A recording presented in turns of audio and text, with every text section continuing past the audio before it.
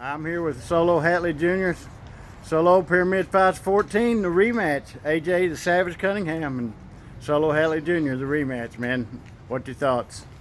My thoughts is it's going to end the same way, first round knockout, just like last time. So you're predicting first round knockout just like last time. I know if he comes in the Solo's phone booth, man, it's anybody that gets in that phone booth, man, it's a good chance of getting knocked out. But man, you got a 6-2 record, pro, 4 finishes. You started your pro career fighting in Atlantic City. Man, what was that experience like? It was a good experience. It taught me a lot. I took a short notice fight against one of Frankie Edgar's guys. I lost the fight. It helped me work a lot harder. You know what I'm saying? Because you gotta know how to take a loss just like you take a win. And I'm not scared to take a loss. Like I said, I'm 6-2. I fought a lot of good guys. AJ's 4-0, undefeated. It's easy to be 4-0 when you ain't fought nobody. So, this is his first real test. So, we're gonna see how he handles it. I know. You guys fought at Pyramid Fights 3. That was the first time you fought, and it's. You guys had like almost 20 fights in your when you was amateurs, and how much difference has Solo changed since that night? You started your pro career with you end up with a loss, then you racked off 6 wins, bam, bam, bam, 6 in a row, and then how much better has Solo gotten since that first fight with AJ? Well, for one, when you transition from being an amateur to a pro, you can't have the same mindset. You can't train the same way because you're fighting different level. You're fighting higher level competition. The rounds are longer, so you have to train harder. When I was an amateur, I trained twice. I trained twice a day. I think 5 days a week. As a pro, when I'm in training camp, I train about 4 times a day, for about 5 to 6 days a week. I always train at least 3, but usually it's about 4 times a day. You have to, whatever your weaknesses are, you got to work on that while also keeping your strength, at its peak. But yeah, so when you're transitioning from an amateur to a pro, you just have to have a different mindset. You got to train harder. Like, just everything's a lot different. I know now you've made a big jump to the Legacy Fighting Alliance. You're 1-1 in the LFA cage. You took a loss your last time out. But now the time before that, you won your first LFA cage fight against a big TJ Britton, 6'4". What was it like fighting a guy that's like 2 foot taller than you are, man? It wasn't really no different. I'm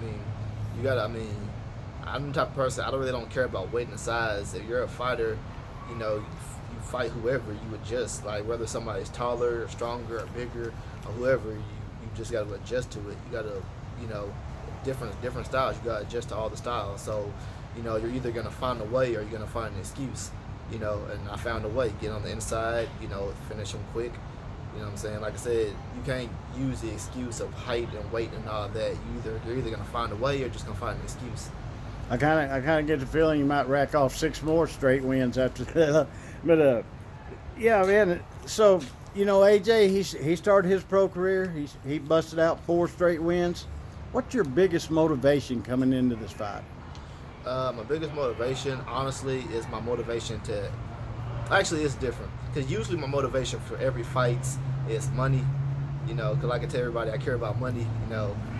Being the best is cool, but I care about money. I want to be rich. I want all that.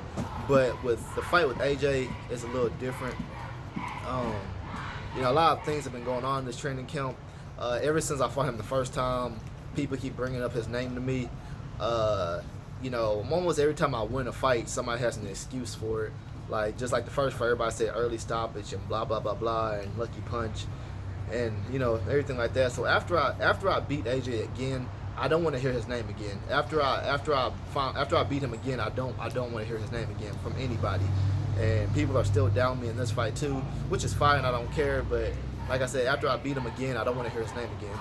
So this fight, actually, you guys get together and wanted to put this fight on yourselves, and then Yeah, AJ, went to he's the been- matchmaker, Josh Hudson, and he put it on. Yeah, AJ, he's been wanting to rematch with me ever since the first fight, and I kept saying no because I don't fight Arkansas fighters, and I never wanted to fight AJ because honestly, I wanted him to make it just like me because I've always said I don't think anybody's gonna beat AJ, even though certain people, always talk bad about AJ's name. I'm not gonna say no names, but I was always the person defending him, so that's why I never wanted to fight him because I wanted both of us to make it, but.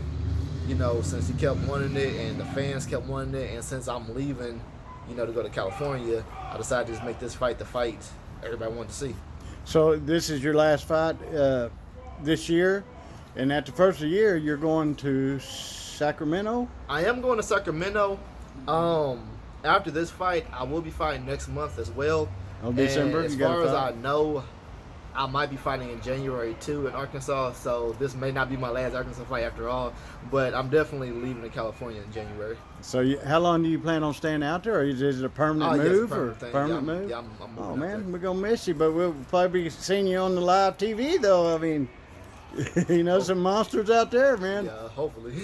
Well, Solo, man, anybody you want to give a shout out to? Thank you. Anything you want to add? You take all the time you want, man. I want to give a shout out to Rock City MMA because everybody I'm still dealing with. Everybody knows the drama between me and OTC and all that. But I'm really grateful for Nathan Kirby, Jared Shutliff, Trevor Allison, Doug, the head coach of the Southern Arkansas Wrestling Academy. All the rest of the wrestling team and Jared and Summer, took me in like their own. Trevor's been helping me a lot. All the teammates at Rock City, I owe a lot to them. Not just inside the gym, but outside the gym and personal stuff. They're always there for me. I've heard a lot of people try to kind of talk mess about my team, saying I don't train with nothing but high school wrestlers and blah, blah, blah, blah, blah, and all that. But my team is going to be the reason I win. And so after I win with my high school wrestlers, what people going to say then? But like I said, Rock City and Southern Arkansas Wrestling Academy, I owe this win to them. And yeah, they're gonna be with me when I walk out. All of them are gonna be with me when I walk out. Man, you're 4-0 inside the Pyramid Cage, 2 amateur, 2 pro. Looking for that 5th. And November 16th, Pyramid Fights 14, Batesville, Arkansas. Man, it's gonna be good, man. I see a lot of arsenal being played in this cage with y'all's fight, man. Solo Hatley Jr. versus AJ the Savage Cunningham, the rematch. Be there, November the 16th. Appreciate you, man. Easy money.